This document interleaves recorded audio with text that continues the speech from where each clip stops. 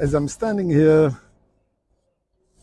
in the courtyard in front of the Marat HaMachpelah, I'm just reflecting on a conversation between God and Moshe Rabbeinu in the parasha of this week. But before I do that, let us first say thank you to Hashem for all the miracles. The miracle of being here. Mizmor l'soid oril Adonai kol ha'arativ d'sadene b'simcha. Boi lefano b'rnono duk Adonai Elohim hu asane v'lo anachna amavitzay marisay. Boi yishor b'soid ha'chatzroise b'sila. Boi do lebachu shumay kitoi v'Adonai le'olam chazdoi v'yadoir v'odor emunosoi. Please give some charity. I don't have a pushka here. I don't have opportunity to put the money in the pushka, but please you do so. So we have a conversation in the beginning of the parsha. At the end of the last week's Torah reading, Moshe Rabbeinu is complaining to God.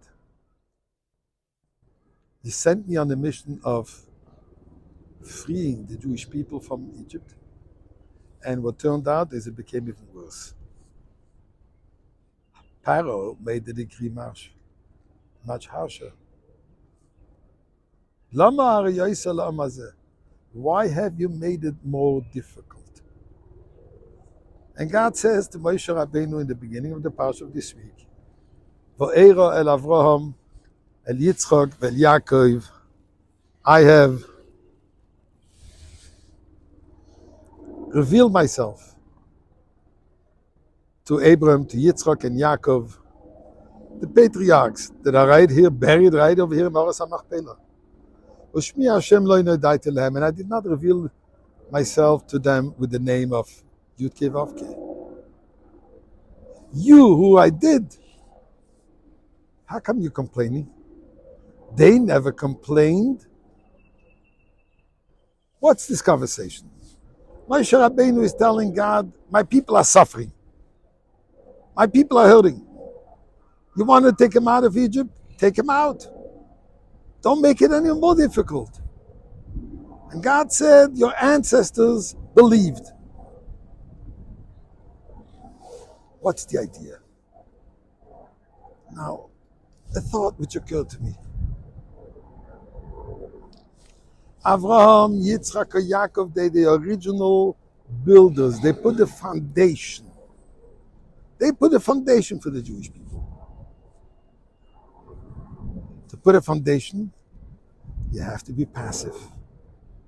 You have to be very, very meticulous. That the foundation should be solid. If the foundation is not 100% straight, 100% solid, 100% secure, whatever you're going to build on top of it is not going to last. Moshe Rabbeinu is the next generation. From Avraham Avinu, actually 7 generations later. Now Moshe Rabbeinu says, now is already the time to finish it. Now is already the time to see this which you have promised to them. Because think about it. You promised Avraham Avinu this whole land, and what does he have to do? He has to buy a place to bury him. Where's the promise? He has faith. He has patience. Moshe Rabbeinu says, I need to lead the people. I don't have any patience. The people need to be freed now. The people need to have their purpose. You promised the Torah? Let's have it. You don't want to wait any longer.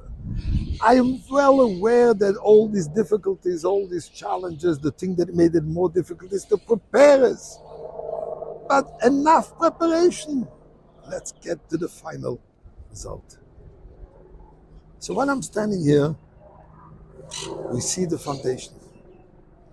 But we also have to realize these walls that you see behind me, these are the same walls built by the same one who built the Kotel HaMaravi in Jerusalem, King Hordus. Similar style.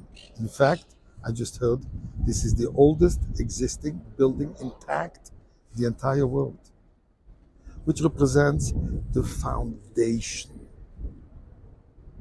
Solid.